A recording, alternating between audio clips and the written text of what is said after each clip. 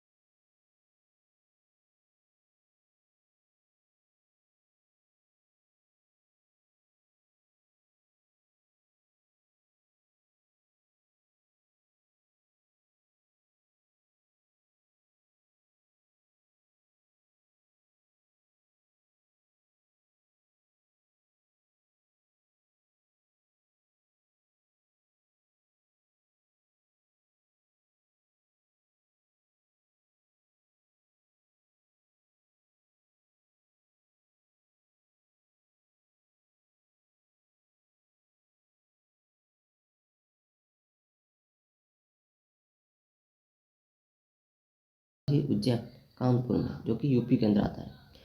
इसी तरह अगला प्रश्न है, शिव धनुष तोड़ने वाले परशुराम ने किसका सम्मान अपना शत्रु माना था? रावण को, सहस्त्रबाहु को, कंस को, यम को? रावण को।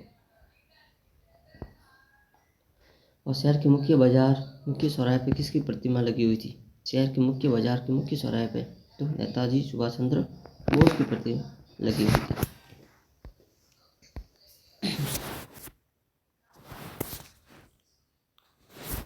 ठीक है, इस तरह के प्रश्न आप देखते रहिए। फिर आगे चलते हैं। ये है कि यही सच्ची कहानी संग्रह लेखक, इसके लेखक कौन है?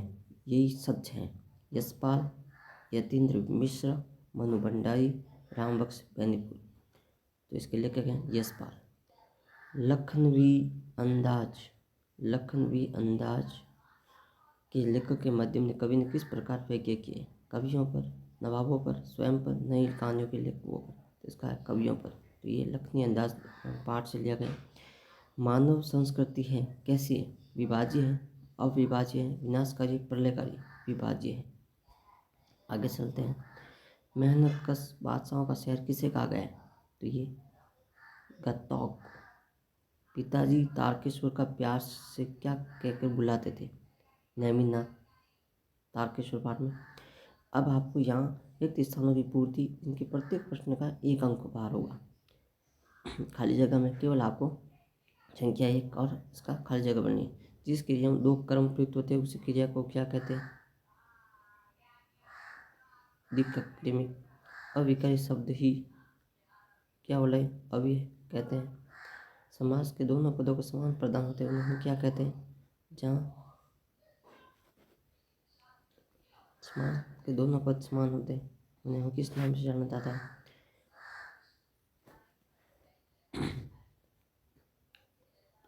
ये खाली जगह आपको प्रतिपूर्ति करनी है समास के बारे में। तो समास से एक प्रश्न पूछा गया है। अविकारी से संज्ञा, सर्वनाम, क्रिया, अव्यय शब्दों के साथ जोड़कर विशेषण बनाए जाते हैं। खाली जगह संज्ञा के स्थान पर प्रयुक्त होने वाले शब्द को क्या कहते हैं? सर्वनाम। उपसर्ग व शब्द से शब्दों के जुड़कर, उपसर्ग हमेशा कहाँ जुड़ते हैं? शब्दों के आगे, उसके अर्थ को बदल देते हैं। तो इसके आगे में जुड़ के शब्दों का अर्थ बदल देते हैं। इसलिए तरह खाली जगह 5 सवाल पूछे जाएंगे और 5 की इसमें पूर्ति करनी है। फिर आपको एक गद्यांश दिया जाएगा, उस गद्यांश को अच्छे से पढ़िए। ध्यान रखिए, उनके प्रश्नों को पढ़ने से पहले उनके पहले एक बार गद्यांश को अच्छे से पढ़ लो। अगर सामने है तो प्रश्नों को ढक लीजिए और फिर इन प्रश्न पढ़ने के बाद इनके प्रश्नों को उत्तर दीजिए। ये प्रश्न 5 सवाल पूछे जाएंगे, 1 अंक बार होगा। प्रस्तुत पद्यांश गद्यांश का उचित शीर्षक क्या होगा? व्यक्ति और राष्ट्र के चरित्र का निर्माण किसके द्वारा होता है? जीवन में सतत चलने वाली प्रक्रिया क्या है? गांधी जी की शिक्षा विषय में क्या विचार है? विनाश शब्द का विपरीत शब्द क्या होगा? विनाश, प्रलय। विनाश होगा, प्रलय होगा तो निर्माणकारी। इसी तरह वहाँ हमने क्या पूछा? गद्यांश। इसके सामने एक और पूछा जाएगा पद्यांश। पद्यांश में भी 5 सवाल पूछे जाएंगे। इसी तरह इसको अच्छे से पढ़ना, समझना और इसी के आधार पर हमें इनके 5 प्रश्नों का उत्तर ढूंढना है। ये खंड हो गया अ। अब खंड आता है ब, जो कि 2 अंक का अंक भार का होगा। इसमें लघुत्तरात्मक प्रश्न होंगे जो लगभग 2 लाइनों में 40 शब्दों में उत्तर लिखना होगा। काशी संस्कृत की पाठशाला से नौबत खाने में इबादत पाठ के आधार पर इसके 2 अंक का भार होंगे। इसी तरह संस्कृति असंस्कृति में कब बदली जाती है? संगतकार कविता का मूल भाव क्या है? आत्मकथ्य कविता में कवि ने किन किन बिंबों का प्रयोग किया? लेखक के हिरोशिमा के विस्फोट के प्रत्यक्ष देखकर कैसा अनुभव हुआ? पत्थर तोड़ती पहाड़ियों को देखकर लेखक का कैसी अनुभूति हुई? और आंख भर आना मुहावरा का अर्थ क्या है? वाक्य का प्रयोग करिए। इस तरह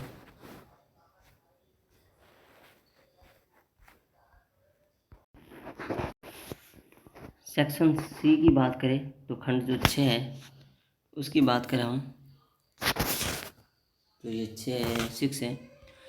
तो इस गद्यांश को पढ़ के हम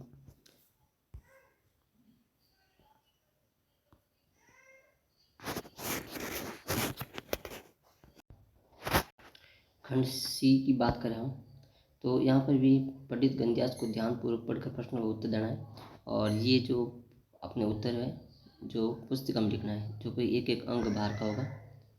जैसे इस गद्यांश को अच्छे से पहले पढ़िए आराम से, प्रश्नों को बाद में देखिए और इन प्रश्नों को फिर आराम से समझने के बाद गद्यांश को प्रश्नों का उत्तर दीजिए। 5 प्रश्नों का उत्तर आपको 15-20 शब्दों में देना है।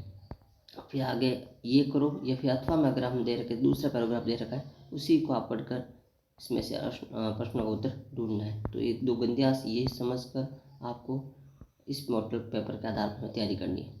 आगे बात करें तो प्रस्तुत वो गद्यांश है पद्यांश, एक पद्यांश दे रखा होगा। इसमें से भी आपको एक एक अंक भार के प्रश्न पूछे जाएंगे 5, ये ढूंढना है। या फिर अथवा एक और दूसरा पद्यांश दिया जाएगा, इनमें से आप ये 5 प्रश्न उत्तर देने हैं। फिर 14वां प्रश्न की बात करें तो बाल गोविंद भगत की किन विशेषताओं के कारण ग्रस्त हो तो वे भी भगत कहा गया? या 3 अंकों का होगा। या फिर आप लेखिका पड़ोस कल्चर विभिन्न समाज को संकुचित या असहाय एवं असुरक्षित क्यों मानती है, ये कर सकते हैं। दोनों में से एक करना है, 3 अंक बार है। 15वां प्रश्न है आत्मकथ्य कविता में कवि जयशंकर प्रसाद ने जीवन की यथार्थ एवं अभाव पक्ष की जो मार्मिक जो अभिव्यक्ति की अपने उस शब्दों में लिखनी है। या फिर आप ये पंक्तियों में जो बताए हैं इनका आप अर्थ संदर्भ में व्याख्या कर सकते हैं। और चौथा जो खंड है वो है सेक्शन डी, जो खंड द, ये आप जरूर कॉपी में लिखना, खंड द। फिर आगे हमें इन प्रश्नों का उत्तर ढूंढना है। और यतीन्द्र मिश्र की कर्तृत्व व्यक्तित्व के विषय में क्या लिखी है, यानी यतीन्द्र मिश्र की जो कर्तृत्व एवं व्यक्तित्व के विषय में क्या लिखी है। इनके 4 अंक बार हैं। या करें या फिर अथवा में कवि जयशंकर प्रसाद ये करते व्यक्तित्व के विषय में लिख सकते हैं आप।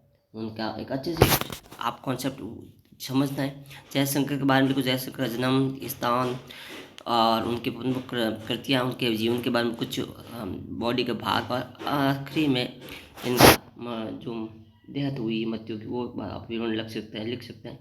इसी तरह ये 4 अंकों का लेखिका का संपूर्ण यात्रा में से खोज सकते हैं, ये 4 अंकों का होगा। अथवा ये आप लिख सकते हैं बाबूजी की प्रतिक्रिया, किसी ने बाबूजी गुरुजी की सिरोही करके हम घर ले आए। माता के आसल पाठ के आधार, जो माता का असल पाठ है उसके आधार पर बताइए इसकी घटना वर्तमान समय होती है तो बाबूजी की क्या प्रतिक्रिया होती, ये भी आपको 4 अंक का है। फिर 18वां प्रश्न है एक विषय पर लगभग 300 शब्दों में निबंध लिखना है, लगभग 30 से 40 लाइनों में निबंध लिखना है। निबंध आपके सामने करीबन 4 निबंध दिए होंगे, चारों में से एक करना है। जैसे पहला है आतंकवाद एक समस्या है, दूसरा पर्यावरण प्रदूषण है, तीसरा अनुशासन का महत्व है, चौथा उपचार है। लेकिन ध्यान रहे इन करने के बाद इन बॉडी का एक महत्वपूर्ण हिस्सा होता है, जैसे 5 पॉइंट लिखने बहुत जरूरी होते हैं। जैसे आतंकवाद पर हम बात करें एक टॉपिक पर, तो आतंकवाद एक समस्या है, तो पहले इसके प्रस्ताव हम लिखेंगे कि हाँ भारत के आसपास में देशों की बात करें तो हमारे कुछ देशों के साथ विवाद चल रहा है, जैसे पाकिस्तान और चाइना के साथ। तो इनमें से पाकिस्तान कहीं ये आतंकवाद को बढ़ावा दे रहा है, तो इनमें हम लिख सकते हैं।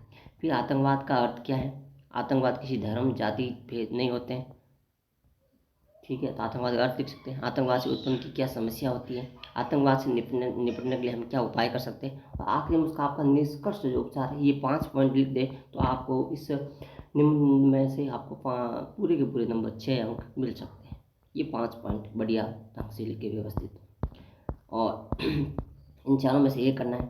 फिर 19वां में आपको एक प्रार्थना पत्र लिखना है, जिसमें स्वयं को राजकीय उस माध्यमिक विद्यालय गोपालपुरा का महेश मानते हुए, गोपालपुरा में पढ़ रहे हैं, राजकीय उस माध्यमिक विद्यालय महेश नाम मानकर प्रिंसिपल सर से विद्यालय में खेल में सप्ताह मनाए जाने हेतु एक प्रार्थना पत्र लिखना, खेल सप्ताह, तो उसके बारे में। या फिर स्वयं रतनगढ़ के निवासी राघव माथुर अपने मित्र को एक पुस्तकों का महत्व बताते हुए एक आप पत्र लिख सकते हैं। दोनों में से एक करने पर आपको 4 अंक मिलेंगे।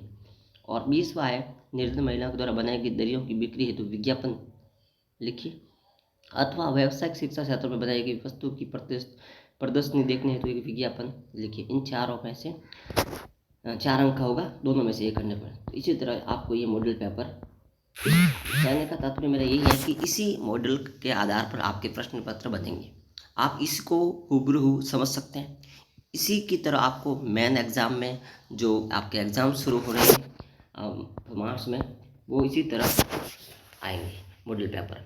तो मैं आपसे यही आशा करता हूँ कि मॉडल पेपर को जितना ज़्यादा हो सके आप प्रैक्टिस कीजिए। कम से कम 4 प्रश्न पत्र तो आप मिला के जाइए, और इसी के आधार पर अपनी तैयारी को और बेस्ट कैसे की जा सके, इन प्रश्नों के आधार पर आप और स्मार्ट तरीके से आप अध्ययन कर सकते हैं। आशा करता हूँ कि इस पेपर को आपको अच्छा लगा होगा, और आगे भी इसी तरह हम वीडियो मिलते रहेंगे। आप लाइक और सब्सक्राइब करना ना भूलें। जय हिंद, जय भारत।